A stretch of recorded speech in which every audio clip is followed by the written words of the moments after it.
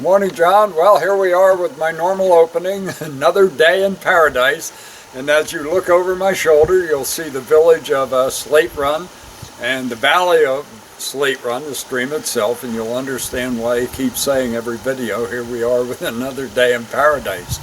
At any rate, how are you guys? And we're elsewhere in today's video, we're promoting Mountain Souls video that Jeff Swingholm has produced. It's a wonderful video. You want to go to that video and observe it. It's about Bob and Dottie Weber and their lifestyle here in the mountains, 2.5 miles off the grid. Their refrigerator was a 35-gallon galvanized garbage can dug into the ground, and every week Bob would get 2 blocks of ice and put in it, put a lid on it, and cover it up with oak leaves for insulation. Dottie would cook on a wood stove, and they loved their life. So if anybody has hiked any of the trails, regulated trails that are here, Bob did that. Bob and John Eastlake did it, but Bob maintained them all the time. So go to that video and buy the video. Even if you never heard of Bob and Dottie Weber, if you watch the video, you will know Bob and Dottie and be impressed. They lived every day of their life, not to accumulate wealth for some other time through their life. They lived and enjoyed every day. So do that. As my normal video that I would be making, we're in the middle of a heat wave. Hopefully we're toward the end of the heat wave as opposed to the middle of a heat wave. It's been in the 90s. The water is extremely low. We're in a drought condition. We run in the 90s every day, so fishing on Pine has really been hurt. The fish in Pine Creek are congregated at the mouths of the feeder streams, and there's a lot of people out, unfortunately, snagging, gigging, and catching and harassing them. But you know, my main gripe in life is the fish are good enough and valuable enough to protect so that they sell licenses, but by this time of year, who cares what happens to them? But at any rate, we thank all of you people who have donated to the Brown Trout Club this year, and keep in mind that we need to generate that money every year.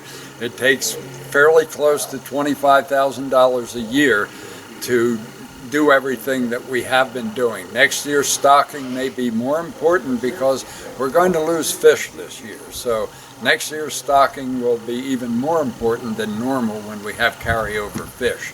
The last 3 years have been wet. There's been lots and lots and lots of carryovers, but this year is going to be different. And you know, we're about every 7 years we run into a drought. And sometimes they'll go for 2, and I've seen them go for 3 years. So this definitely may not be over this fall.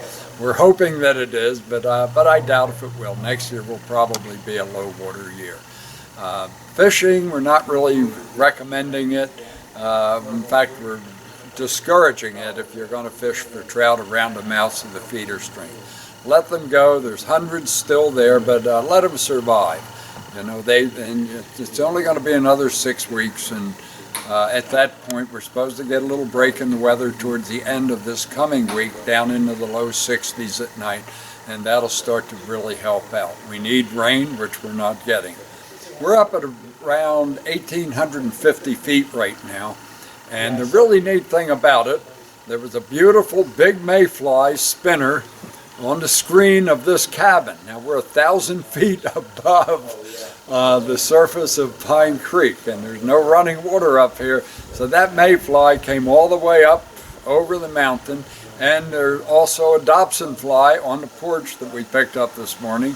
So he crawled out of the stream and ended up at 1,850 feet. So it's amazing. We kind of think that all of that aquatic life stays close to the valley. It doesn't. It moves all over. It just makes it that much more interesting.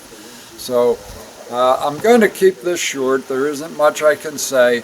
The water is extremely low, but we need your help and support, and try to promote other people to, you know, be some financial supporters of the organization. And it's been doing wonderful things. The fish this year were absolutely gorgeous. And I don't think they'll be that way next year, because the hatcheries, of course, have the same problems as the wild fish, lack of water. So we'll find out what happens next year. But hope to see you in the store soon. And if you have not joined the club this year, be a financial supporter and send us some money. We'll make sure that you get the fish over Gorgeous Fish. Thank you.